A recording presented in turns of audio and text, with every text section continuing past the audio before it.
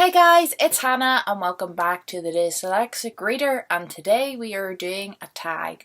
I can't remember the last time I did a tag. I feel like it's been a long time, but I might be wrong. But anyway, today we are doing the Beauty and the Beast book tag. I was tagged by Laura over at Bookie Laura. She knows that I love Disney, so she tagged me in it. Thank you, Laura, if you're watching. And I brought my little bell. Zoom zoom.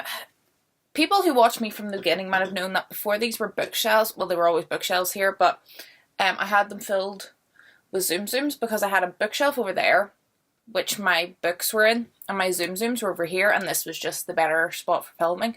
But now I have so much Zoom Zooms, like this whole book cabinet doesn't even hold them, so the book cabinet was bigger. So I've had to move them there, and there's some books there and some books here, and that's the only way I can accommodate them. So, return of the Zoom Zoom to my video, and little Belle. Oh, she's not really looking at the camera. There you go, girl. Get your act together. There. So she's just gonna sit there and keep me company while we do this tag. Question 1. Oh, what a guy, Gaston, a villain that you can't help but love. And I find this really hard because normally, even though I enjoy villains as characters, I wouldn't say that I like them. But I was going through my Goodreads to kind of get answers for this tag, and I found The Candleman by Alex Scarrow. This was a book I loved last year and loved, and it was kind of a historical mystery surrounding Jack the Ripper, and the Candleman in it is kind of like an assassin-y type person who's shutting people up about a scandal, and he was kind of the main character, and he was bad because he was a ruthless assassin, but also I kind of felt from him, his whole backstory, and I felt sorry for him because of his circumstances, so that's what I'm going to go with this, the main character of The Candleman by Alex Scarrow. Number 2.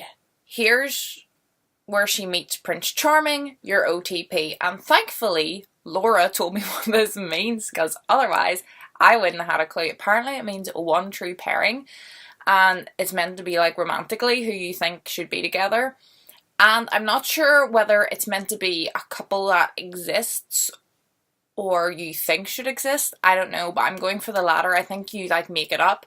And it was just because I was talking to my friend Wesley about this recently, and we were talking about how he doesn't really like Ron, and I said I don't mind Ron as a character, but I don't necessarily think he was the best choice for Hermione, and I think Fred would have been a much better chance for Hermione, a better interest. I thought it would have been a bit different, and I think their personalities complemented each other and stuff, and there's a lot of nice moments between them through the books.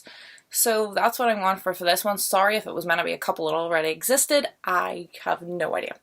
Number 3. I want so much more than this provincial life. A character that is destined for bigger things. And I don't have an answer for this one because I feel like it's tripe. Let's just all cards on the table. Destined for bigger things, I think, is a bad way to put it. I don't really know. Like, if a character, like Laura said Hermione, and I get what she means, like she's this really smart young woman and she's gonna go on to do great things, but also like if she chooses to be a housewife, like that is her choice. Like I don't understand this bigger things. Like there's characters that I know will go on to be really successful, but I'm not sure I would call it bigger things. Like everybody's life is different, they choose different paths. I'm not sure one is bigger than the other. Okay, if you're like living on the streets and you're a multi-millionaire, you know, you could draw a comparison there. But I think characters grow into the life that they have, and the life that they have is the life that they have. And thinking about, oh, but she could have been a lawyer, like, I don't really get that. I don't get the bigger things. I get if they're trying to say, like, a character that you see when they're young and you think they're gonna like grow a lot more on a personal level, but I don't really understand that whole like bigger things. Like to me every life is equal, whether you're unemployed or have the best job or have loads of money or live in a small house with loads of other people. Like I don't think it really matters, so I don't have an answer for that one. It's kind of a rant answer. Question 4, be our guest, a book that makes you hungry. I have kind of mentioned this, I think, in a tag before, and I found it really hard to answer, but because I've answered it before, I kind of know. And I do have this book somewhere, if you let me grab it.